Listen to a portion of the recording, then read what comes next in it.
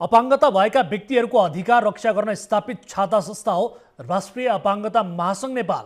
तर यो संस्था अहिले चरम विवादमा पुगेको छ। महासङ्घका निवर्तमान अध्यक्ष देवी दत्त आचार्यले आफ्नै सदस्य संस्थाहरूका पदाधिकारी कुटाउने, आर्थिक अनियमितता गर्ने, आफन्तवादलाई प्रशय दिने गरेको आरोप अपाङ्गता भएका व्यक्तिहरूले नै लगाएका छन्। महासङ्घले राष्ट्रिय अन्तर्राष्ट्रिय अनुदान लिएर आफ्ना कार्यक्रम सञ्चालन गर्छ। अपाङ्गता भएका व्यक्तिहरूका लागि स्थापित संस्थामै लछारपछार, अनियमितता जस्ता विकृति कायम भएको भनेर प्रश्न उठेपछि मामिला पेचिलो बनेको छ। हेरौँ यो विशेष रिपोर्ट।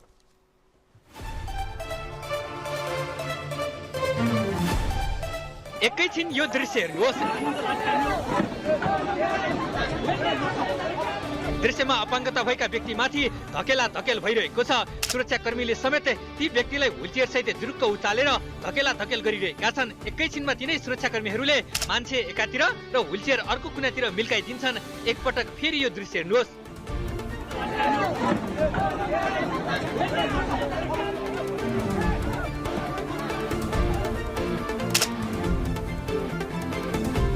अपाङ्गता भएका व्यक्तिमाथि भएको यस्तो बर्बर दमनको घटना चैत 28 गतेको हो र यस्तो अमानवीय हरकतको शिकार भएका व्यक्ति हुन् कास्कीका हेमबहादुर गुरुङ। बुटोलको दरबार लन पार्टी प्यालेसमा राष्ट्रिय अपाङ्गता महासङ्घ नेपालको 10औं महाधिवेशन तथा 23औं साधारण सभा थियो। महासङ्घमा आबद्ध 425 वटा सङ्घ संस्थाका प्रतिनिधि सहभागी उक्त कार्यक्रममा हेमबहादुर पनि सहभागी भएका थिए। हेमबहादुर सहितका केही प्रतिनिधिले कार्यक्रममा सहभागी भएको बेला साधारण सभामा अनियमितता र बेथिति विरुद्ध आवाज उठाएका थिए। सोही कारण आफूसहित केही अन्य प्रतिनिधिमाथि सुरक्षाकर्मी, गार्ड र बााउन्सर लगाएर गुण्डागर्दी शैलीमा आक्रमण भएको उनी बताउँछन्। आफूमाथि भएको अमानवीय घटनाका सम्बन्धमा गुनासो सुनाउन सिधा कुरा जनता संघको सम्पर्कमा आइपुगेका हेमबहादुरले आफूलाई शौचालय जान समेत बन्देज गरिएको दुखेसो गरेका छन्। आक्रमणमा परेदेखि हालसम्म पनि शरीरको दुखाइ निको नभएको उनी बताउँछन्।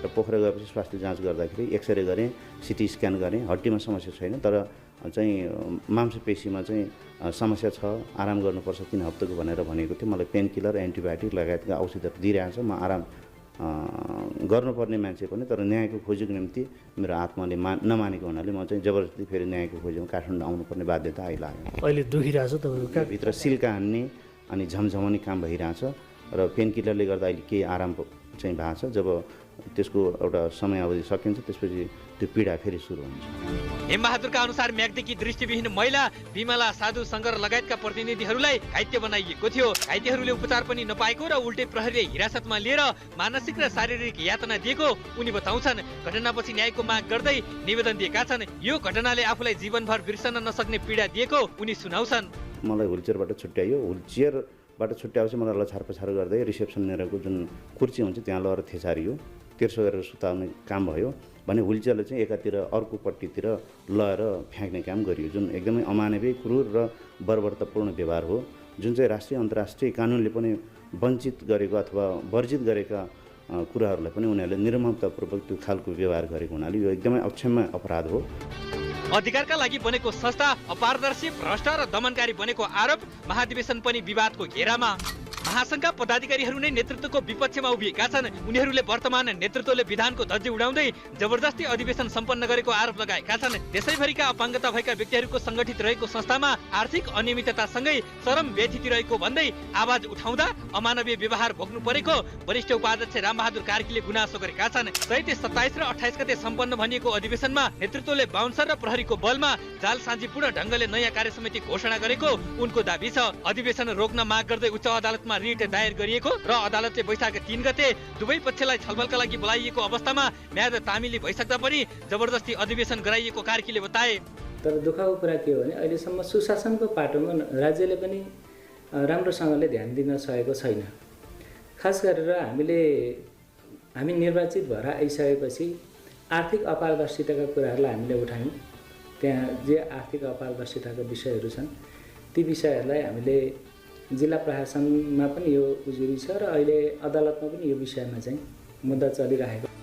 राष्ट्रिय अपाङ्ग महासङ्घ नेपाल अपाङ्गता भएका व्यक्तिहरूको हक हितका लागि कार्यरत मुलुककै ठूलो छाता संस्था हो, तर महासङ्घ आफै यति बेला गम्भीर विवादमा परेको छ। महासङ्घका निवर्तमान अध्यक्ष देवीदत्त आचार्य हुन्। आचार्यमाथि नै आर्थिक अनियमिततादेखि अपारदर्शी निर्णय, नातावाद, कृपावाद तथा मानव अधिकार उल्लङ्घनका गम्भीर प्रश्नहरू उठाइएका छन्। बुटौलमा सम्पन्न पछिल्लो महाधिवेशन र साधारण सभापछि महासङ्घ भित्रका विवादहरू झनै चर्किएका छन्। महासङ्घको महाधिवेशन र साधारण सभाको वैधानिकतामाथि नै प्रश्न उठेको छ।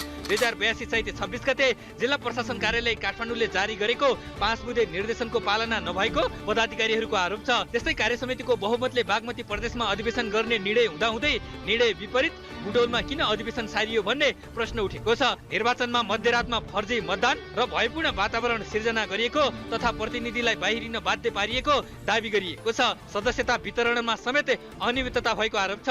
योग्य संस्थाहरूलाई सदस्यता नदिने, फर्जी सदस्यता बनाउने र नवीकरण प्रक्रिया रोक्ने जस्ता कार्यले संस्थाको आन्तरिक लोकतन्त्र कमजोर बनाएको आरोप छ। निर्वाचन कमिटी गठन प्रक्रिया पनि विवादमा परेको छ। शालिग्राम बन्दाडे नेतृत्वको पहिलो कमिटी राजीनामा दिन बाध्य भएको र त्यसपछि नयाँ समिति गोप्य रूपमा गठन भएको दाबी गरिएको छ। महाधिवेशनका माइनुटमा कृत्य समेत भएको आशंका गरिएको छ। 400 भन्दा बढी सङ्घ संस्थाहरू आबद्ध रहेको महासङ्घमा आधा भन्दा बढी प्रतिनिधिहरूले यो महाधिवेशनलाई बहिष्कार गरेको दाबी गरिएको छ। आर्थिक अनियमितताको प्रश्न उठेपछि छानबिनका लागि बनेको समितिको आन्तरिक प्रतिवेदनले 15 लाख भन्दा बढी रकम अनियमितता भएको र उक्त रकम असुल गर्नुपर्ने देखिए पनि त्यसको कार्यान्वयन नभएको दाबी गरिएको छ। आफन्त र निकटका व्यक्तिहरूलाई नियुक्ति दिने, व्यक्तिगत सम्पत्तिबाट संस्थागत लाभ लिने जस्ता आरोपहरू लागेका छन्। त्यो दुईटा साधारण सभामा भएको खर्चमा चाहिँ 15,32,933 रुपियाँ चाहिँ त्यो संस्थाको खातामा जम्मा गर्नुपर्ने भनेर उहाँहरूले प्रतिवेदन दिनुभएको छ र खास गरेर त्यसमा अध्यक्षकै नाम जोडिएको छ होइन। मुख्य गरेर अध्यक्षको जोडिएको छ र कोषाध्यक्षको। अब उहाँहरू दुईजना जोडिएको छ। अहिले उहाँहरूले कथित रूपमा भनौँ न एउटा चाहिँ हामीले त्यसलाई अधिवेशन स्वीकार गरेका छैनौँ। संस्थाभित्र अनियमितता रोक्न खोज्ने कर्मचारीलाई हटाइएको, गर्भवती कर्मचारी बर्खास्त गरिएको र यस सम्बन्धमा राष्ट्रिय मानवाधिकार आयोग समेत संलग्न भएको पदाधिकारीहरूको आरोप छ।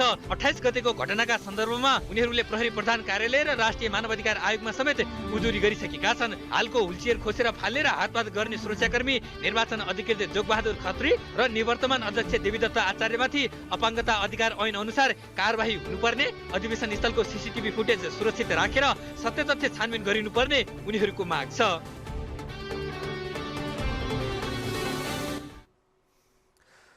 दर्शकहरू, अपाङ्गता भएका व्यक्तिहरूको अधिकारको रक्षा गर्ने भनिएको राष्ट्रिय अपाङ्ग महासङ्घ नेपाल आज आफै विवादको घेरामा परेको छ।